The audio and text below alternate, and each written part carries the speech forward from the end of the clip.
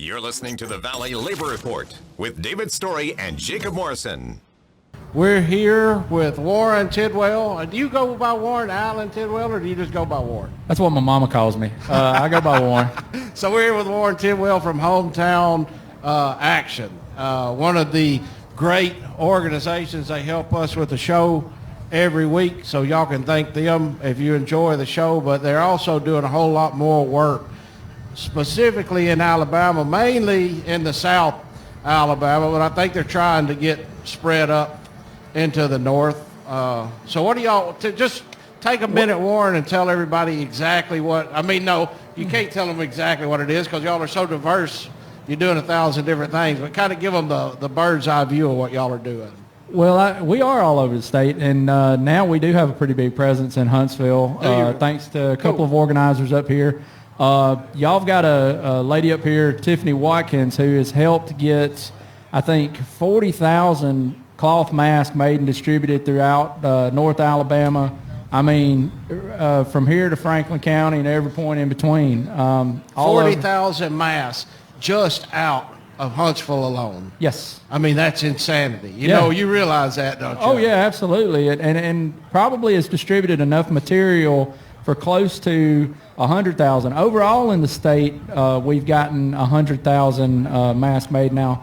Tiffany has also, just because I like singing our organizers' praises, she also helped outfit in all 8 COVID wards at Massachusetts General Hospital in Boston for surgical caps. When the call came out, organized folks here in Huntsville to sew and outfit 8 COVID wards in Massachusetts. There was a traveling nurse from Huntsville, went up and took it up there, and she said they were like, "Why did y'all do this in Alabama for us?" And she said, "Because that's how we are, y'all." Yeah, exactly. So Tiffany also, at this point in time, she's got children's masks going to a couple of indigenous tribes, Sioux tribes in South Dakota, Oklahoma. She has helped get masks from California to Massachusetts. Throughout the state, we've got 100,000, but the majority of the work has come out of Huntsville, Alabama, and Madison areas up here. All these ladies just sitting around sewing all day. Y'all have probably single-handedly kept the cotton industry in business the last 6 months. Well, definitely the elastic business too. There was a plant in North Carolina. I don't quantify it in yards anymore. They've donated over 10 miles of elastic for the mask that we've put out now. That's just one thing that we do through our 501c3 hometown organizing project. Up until the election now, we've been working on a election protection network effort.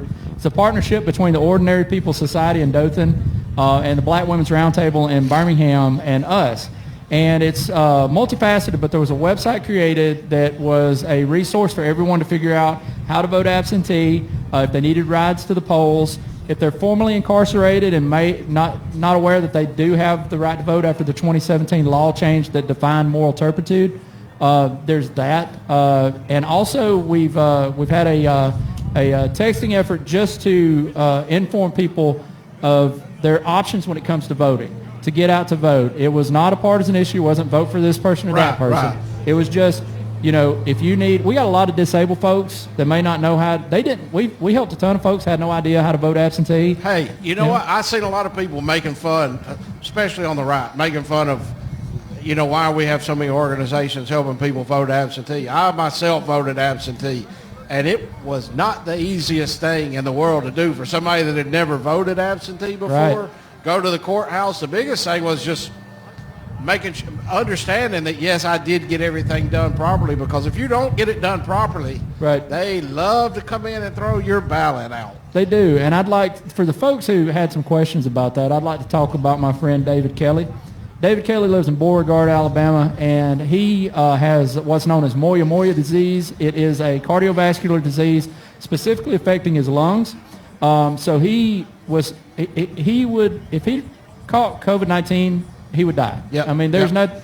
So David had to vote absentee, had no other choice, was able to vote, of course wanted to vote, deserves to vote. We're trying to get all our eligible voters to help them vote. So David was able to vote absentee.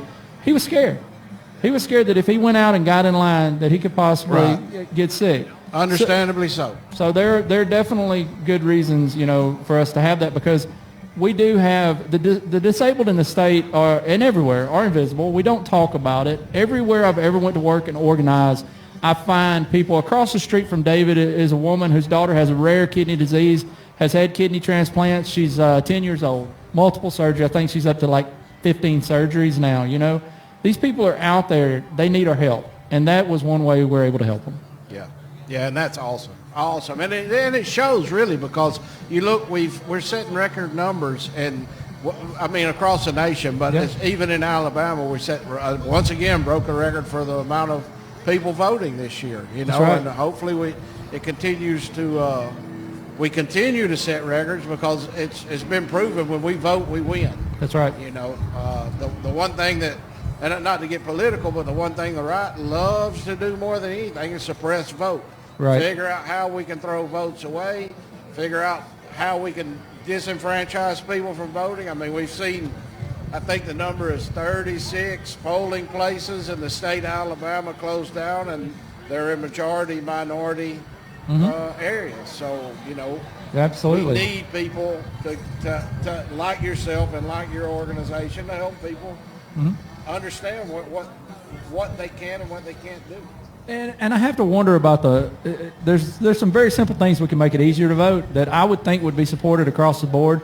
Election day being you would think. You would think. Right. A reasonable person would support them across the board, but they don't want you voting. Election day being a national holiday. That's a no-brainer, right? And for people, I have to wonder, what is your motivation if you oppose that? Automatic registration to vote at 18 when you register for Selective Service. Yeah. In every country, people I know all around the world, there are always efforts to make it easier to vote. Yep. And the belief that there is this widespread voter fraud is a false narrative that's been perpetuated for years, and that allows the continued suppression of voting. Yeah. Well, why is it? I'm asking you, why is it? Why is it that we can renew our tags online? We can renew our driver's license online.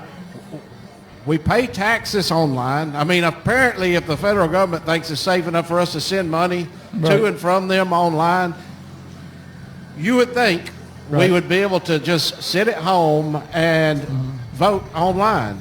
It's insanity. Well, that goes back to that continued narrative of there being, voter fraud. We had over 100 million early votes through absentee early voting in this election, right?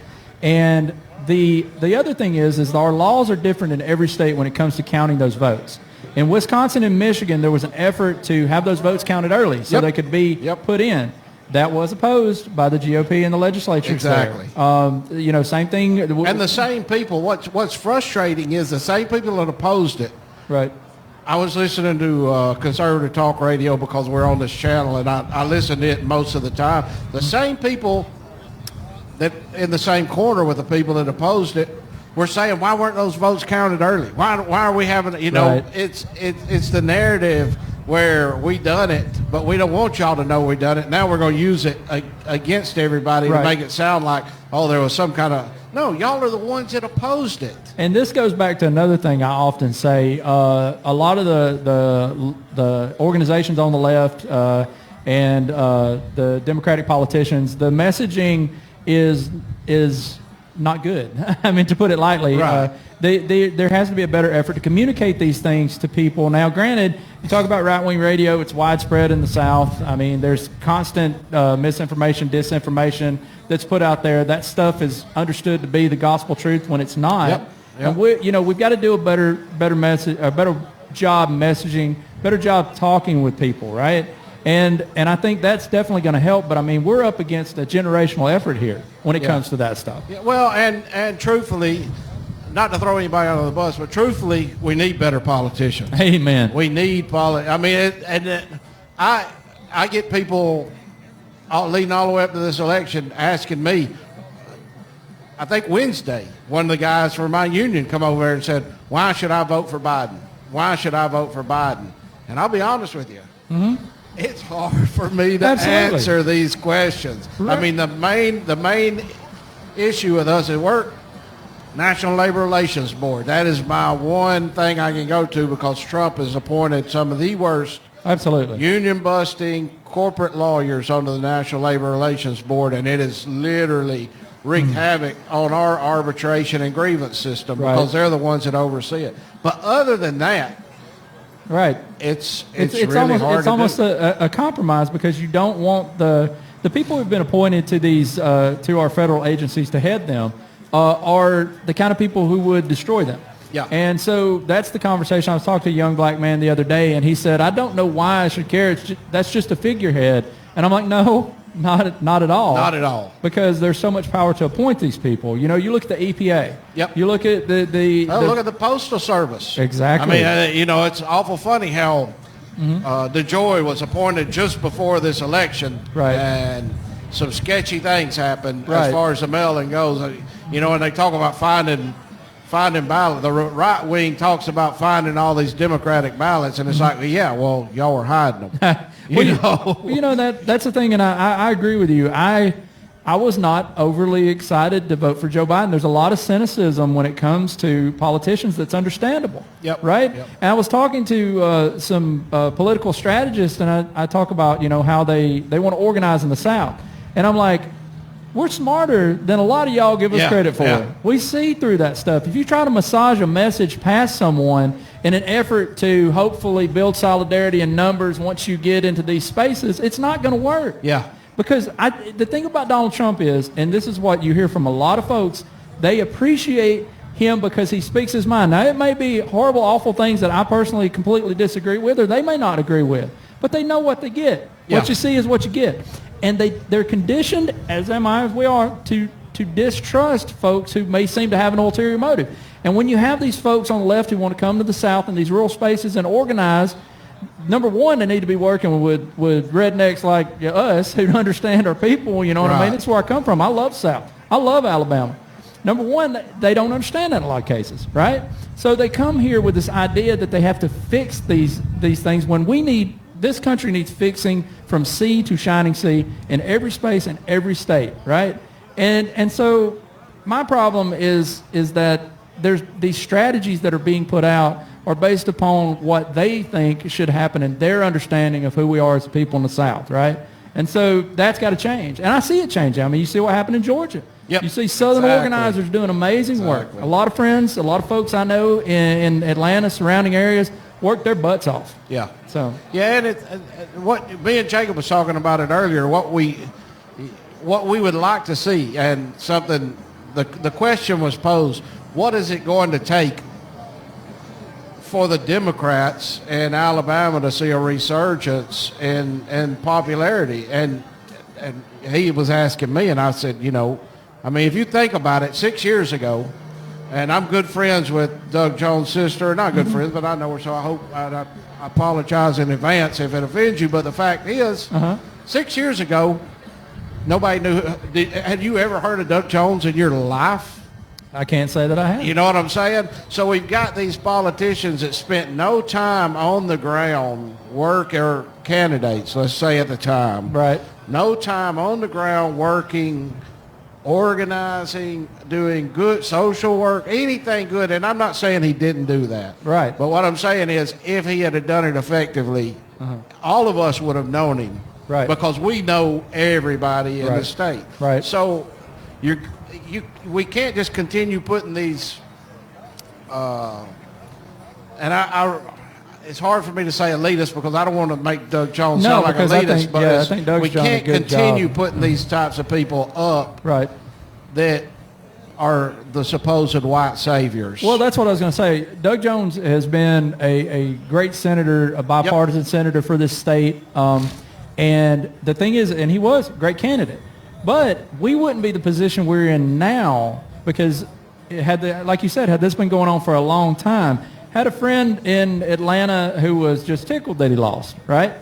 And I was like, Doug's been a great bipartisan senator. I mean, he has been the kind of senator Alabama needs. Yes, absolutely. Right? We are probably been closer to a traditional Republican than anybody has ever seen in this state. Exactly. That's what, and in Alabama, that's what you get, with the Dems a lot of times. And this is the same. Had the political strategists had the same conversation.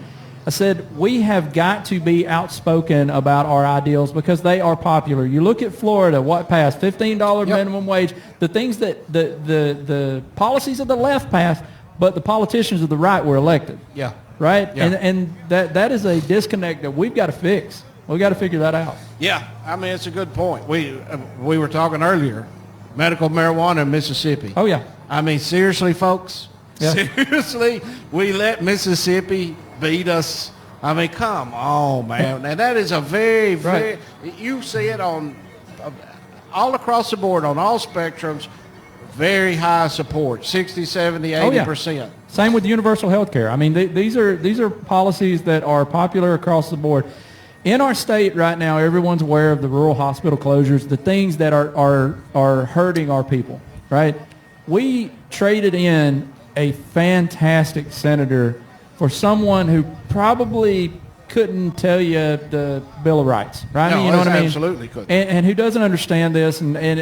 But here's the thing. While Doug Jones has done an amazing job at getting things done and getting help in Alabama, they have not done a great job. They did not do a great job of communicating that to the people. Yep. They have no idea. Yep. And that's the kind of messaging I'm talking about. It's the same way with us in the union and the labor movement in general. And it's something we constantly dwell on is we do great work. We don't do a good job of bragging about ourselves. We do it behind the scenes. Everybody that works for us, works with us, knows the work that we do, but we're just terrible. And I look at that the same way. It's probably because we're so busy. Everybody is so busy, constantly doing something. We don't have time to come out in front of a camera. That's exactly right. This society is built to keep us so busy that we can't be engaged. Because if people weren't worried about their paying their bills, you know, where their next meal is going to come from, any of that stuff, if they weren't worried about that and could get engaged politically, this would all change. Because they're dependent. I was listening, speaking of right-wing radio station, I was on the way up here from Auburn, and I don't know who it was because I changed it pretty quickly, but he said, I'm going to tell you the news that you can trust. I'm going to tell you what to think about. I mean, he's basically out and out saying, you know, I'm going to think for you. Now, my mama raised me to think for myself. My grandfather, we were talking about him earlier, it would blow his mind what some Southern men and women are putting up with now, the kind of politicians that they're latching on to. You know, it just, he wouldn't understand it. Yeah. You know? Yeah, I was talking to somebody. There was a caller that called in last week, and it was, I think it was a caller. No, it was, you know who it was? It was Lee Bates. Yeah. Talking to Lee last week, and that was one of the things that we brought up was the fact that I grew up on the Dukes of Hazzard. We grew up on this anti-authoritarian, you know, we do what we want to do in Alabama. NASCAR was founded, you know, running moonshine. And yet here we are 20, 30 years later bowing down to authoritarianism like there is, like, and calling it patriotism. Well, the thing is, and this is, I know I'm preaching to the choir here with you, but, you know, when working class white folks and working class black folks and working class Hispanics, Latinos, when working class whites realize that they're in the same boat as everyone else, that's when things are going to change. That's when the solidarity comes. And that's the problem is you've got politicians pointing at others saying they're the problem, and picking their pocket the whole time. You know, and they're standing there and they're just, you know, and I hate it, but I do take offense to folks outside of the South and other places who ask me, why do people vote against their own interests? Conversation you and I've had. And I said, when that's the only person acknowledging your existence, your pain, what you're going through, in quiet desperations in these little southern towns that have just been decimated. The jobs are gone. I mean, that is, you know, had someone else, you talk about my buddy Lee Baines, I love him to pieces, but there's other friends of mine who've said some of the same stuff, and that is, you know, the South was almost like a colonized nation. Came in, we're going to clean the coal out, we're going to exploit the workers, we're going to get these textile mills built on these rivers and everything, and the first second we get to send that to Thailand or someone else, we're going to leave them high and dry. You know, and those same people who did that are the same folks who are doing it today. That are doing it today. I mean, they pitted us. They pitted us against each other from the beginning. You know, in the coal mines of West Virginia, bringing in the Eastern Europeans originally, bringing in the Irish, and you know, and I was. I think it was on Alabama Public TV. I can't remember the name of the show, but it was basically about the fights in those coal mines and the fact that they would not even let, if you were a different nationality, they kept you over here in this group, and they kept the other ones over here in this group, not because they didn't think they could get along, but because the more that they conversed, the more that they started building they didn't want any solidarity. That's right. Exactly. I think I may have watched that same one, and that's why when I say now I talk about being a redneck, I say I'm a redneck in the Blair Mountain sense of the word, right? That is how, and I'm watching the results come into West Virginia now, right? And the things that have happened now and how just overwhelming the support is for the people who say the right things. And you have to give them credit. Donald Trump and all the folks on the right, they say the right things. Yeah, they're good. They say the right things, but they don't. And then, of course, Democrats, there's a tremendous opportunity now for the Biden administration and for the people who work, the people he's going to appoint. If they don't get with these organizers in these cities and in these small towns and in these areas, this is all, once again, it's going to be lather, rinse, repeat. It's going to be the same thing over and over again. They've got to come down from the ivory towers. They got to trust organizers in the South in these areas, you know, and they've got to do a better job reaching folks. Yeah. Well, we talked about it earlier in the week on Labor Radio Pod, doing the election coverage, and I'll bring it up here, and you know it as well as I do. We don't stop fighting because Joe Biden got elected. I'd say it's the starting gate. Well, it's not the finish line. Yeah, and too often, especially in the labor movement, we get a Democrat president that we know we're going to appoint labor-friendly people, and we just kind of kick it up into neutral and start coasting them. Now is not the time to start coasting because I don't think. No. I know we're going to get good appointments out of him, and I know he's going to be 180-degree difference of what we've seen the last 4 years. But he was not the compromise, as far as I'm concerned, that we needed. He's just a compromise that we were forced to take. Well, the thing is when you look at the DNC and you look at the Democratic Party, they're the same, some of the same power brokers, the same folks. That's what they want. Yeah. And they you see it across the board, across the political spectrum, the left and the right. They have their base, right, that they're going to depend on, and the folks that they want to organize. And it's the thing we talked about earlier. You know, now that the election is over, there's talk that the embracing some of the more progressive policies is what hurt. But you know, the people who ran on those for the House, they didn't lose. Right. You know, and you're the ones that were already in there talking it got reelected. And someone pointed this out to me. They said, how many people went in and voted for Joe Biden because they didn't want to vote for Donald Trump, right? And then went ahead and voted for the Republicans around there, right? Yeah. The thing was, it was supposed to be that Joe Biden would be the one that pulled, you know, support from across the political spectrum that would allow Democrats to win the Senate. And again, they still may end up, we may end up with a split Senate. Who knows? It's going to be, if it is, it will be exactly extremely in Georgia. Close. In Georgia, I'm just. It's so wild to me.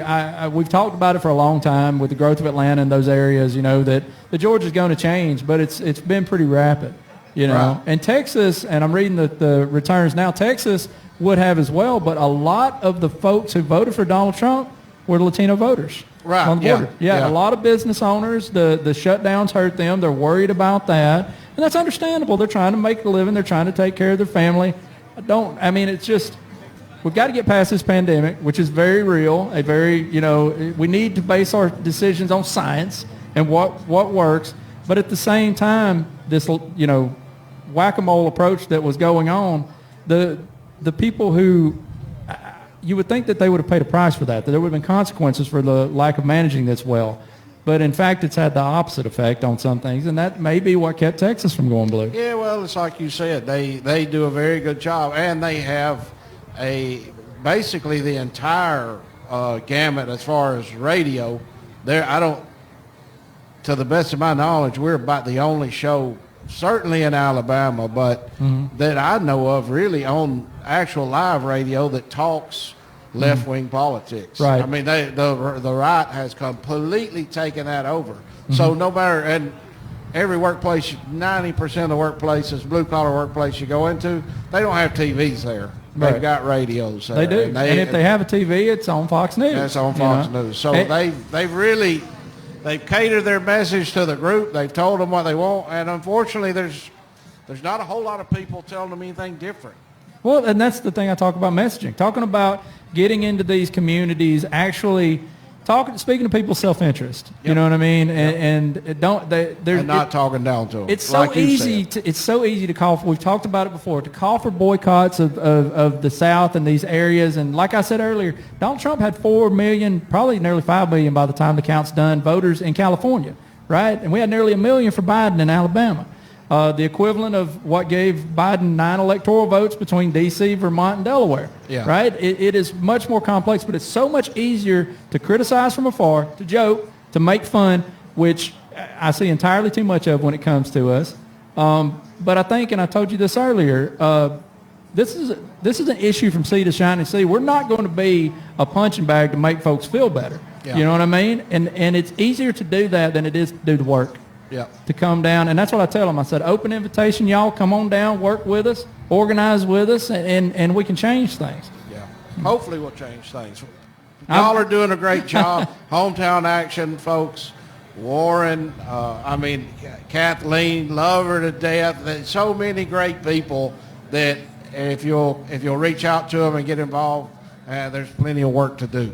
People are always looking, how can I make a difference? I'm just little old me. I can promise you, you can make little old you sitting in your living room can make all the difference in the world. Y'all were working your tails off. Get out the vote issues before the election. So. Well, the whole mask making thing started. Wanted to get 4 masks from my buddy David that I talked about earlier, who had the health issues. Started off with that. I saw the interest in that. Started a local group. It exploded. They started making masks for the hospitals. Urgent care started getting in touch with folks, pharmacies, all of these because of the shortage initially. That started with one idea, helping one person, and I know that, well over 100,000 masks made and distributed, probably over 250,000 at this point, and it just started with 4 masks from my buddy David. Yeah, that's insanity. It really is. It leaves you speechless whenever you hear that amount of work has been put in over the last. And it's all people working together. And and I have to say this too. In the South, 98, 99% of the organizing I do, the women, and then the women lined up here, and they took off with it. The organizers in this state that are getting things done are the women here like Tiffany.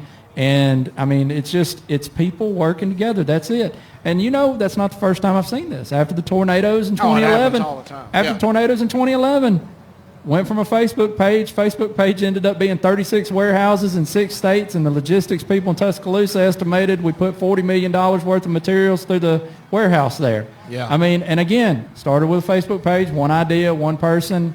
The power people have, but the society keeps us so busy. That we talked about earlier. Yeah, that's true. That's true. But there is a lot of, like my wife, don't work, sitting at home. She's got plenty of time, and I'm sure there's a lot. Well, there's more than what we realize. There's people out there that are looking for stuff to do, and if you are, get plugged in. Oh, we constantly have efforts that folks can get involved in, and we're all about organizing in the small towns and the communities, specifically Alabama, but we've started throughout the South with some of the stuff we've done. And, the main thing is the people in the towns, just like the people in this state and the people in this country, we understand the problems where we are better than anyone else coming in from the outside can. And that's our work. We go in these communities hoping to empower these folks, build more inclusive, sustainable communities. Because in Alabama, it's not only just the job issues and the things that we talk about there. Hurricanes, tornadoes. There's so many things that affect this state. Constant. Yeah, unfortunately, it is constant. And like you said, the people on the ground know best what they need. Absolutely. And they'll create a way, and y'all have the infrastructure there to help people out. Hometown Action, folks. Warren, Tidwell.